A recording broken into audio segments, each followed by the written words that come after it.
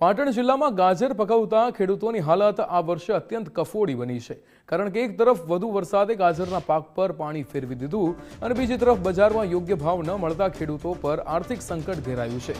રૂની, હાંસાપુર અને માતરવાડી સહિતના ગામોમાં મોટા પાયે ગાજરનું વાવેતર કરવામાં આવે છે, જે ખેડૂતોને આશા હતી કે ગુજરાતથી લઈને મુંબઈ સુધી રહેલી ગાજરની માંગ તેમને સારો ભાવ અપાવશે, પરંતુ હકીકત તેની વિપરીત સાબિત થઈ છે।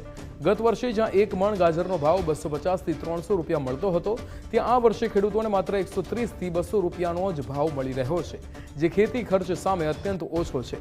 ખાતર, બિયારણ, દવાઓ અને મજૂરી જેવા ખર્ચ પણ ખેડૂતોના માથે પડ્યા છે, ત્યારે બજારમાંથી મળતું વળતર પૂરતું ન હોવાથી ખેડૂતોને પડ્યા પર પાટું જેવી સ્થિતિમાં ફસાયા છે।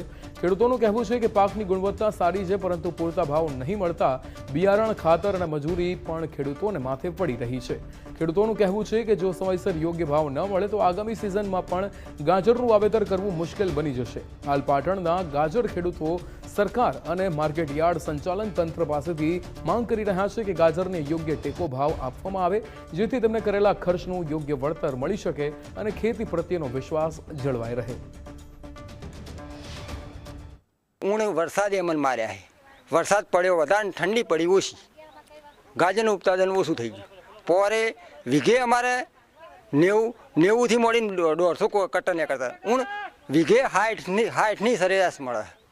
અને ગૃહિણીનું ગાજર એટલે ગુજરાતમાં 1 નંબર, લાલ ચટાક અને મીઠું। ઓયથી અમે ટ્રેક્ટર ભરીને જઈએ, 15-20 કટ્ટર લઈને જઈએ એટલે અમારી એક નિરાશનો દાડો આવે। એ કણ 120થી મળીને 230 સુધી ભાવ પડે।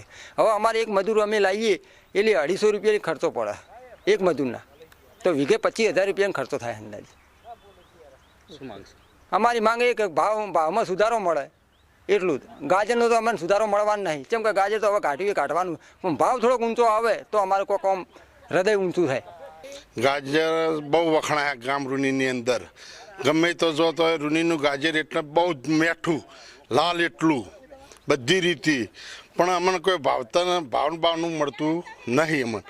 અમને ખર્ચા બહુ પડે, હું પાલવતું અમને નહીં, પોર સારું પાલવતું હતું।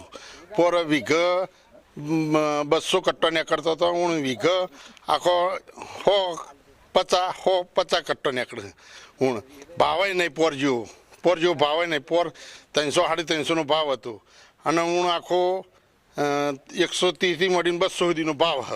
અમારા ગાજરનું વાવેતર છે અને અમારા ગામમાં પુષ્કળ ગાજર વવાતું, પણ વરસાદના લીધે વાવેતર ઓછું છે, પણ વાવેતર ઓછા પ્રમાણે ભાવ પણ બહુ ઓછા મળી છે અમને, બરાબર।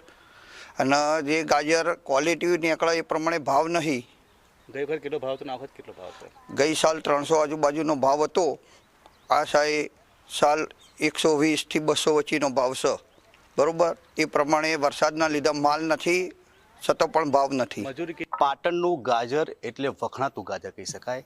તમને દ્રશ્ય બતાવવા માંગીશ કે આ પાટણ જિલ્લાનું જે રૂની ગામ છે ત્યાંનું જે વાવેતર કરતા જે લોકો છે, પરંતુ જે ખેડૂતો છે તે ચિંતાતુર દેખાઈ રહ્યા છે, કારણ કે જે વરસાદ પડવાના કારણે જે ખેતી છે તે 1 મહિનો લેટ થઈ છે અને ઠંડી પણ ઓછી પડી છે, તેના કારણે ઉત્પાદન છે તે ઓછું થયું છે। માર્કેટના અંદર ગયા પછી જેનો ભાવ જે મળવો જોઈએ તે પણ મળતો નથી। ગત સાલની જો વાત કરવામાં આવે તો 250 થી 300 સુધીનો જે ગાજરનો ભાવ મળતો હતો, પરંતુ આ સાલ 130 થી 200 સુધીનો જે ભાવ મળી રહ્યો છે, તેના કારણે ખેડૂતો હાલ તો ચિંતામાં દેખાઈ રહ્યા છે।